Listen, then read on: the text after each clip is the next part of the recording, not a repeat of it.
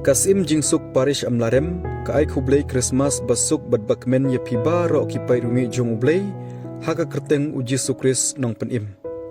Haka jukupor ka parish ka khot ka wers ngo bahaya phiba ro ki khun jong ublei bat kiriuniam jong kilai teli ki diocese ka Shillong ka nong stoin bat jowai diocese syaka jing kentang lengdo so blei ye idikon Christian bok po chen na ka jing islok Claration CMF kaban salong haka arpu kendai terik unok pra arhajar arpu sau haka balang shinong nong tolang.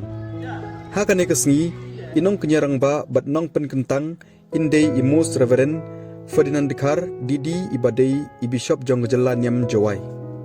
Kendiat syapang kesnong nong tolang kadai kesnong gabapau nam bat ba itenat shibun naduk kipor ba mensyua.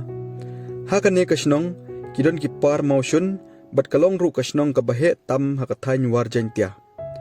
Kane kesnong kadon halor lum bat kaderu kajeka kabala banyo i ya kajing internet jong kari Thor Bangladesh.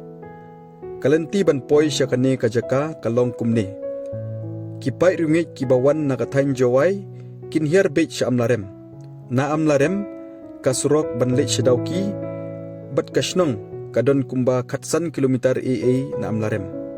Kadba kikali kibawan natain dauki pat kila ban yai lengba kasurok dauki jawai bat kajing jingai na dauki syanong telang kalong kumba kat ar kilometer AA.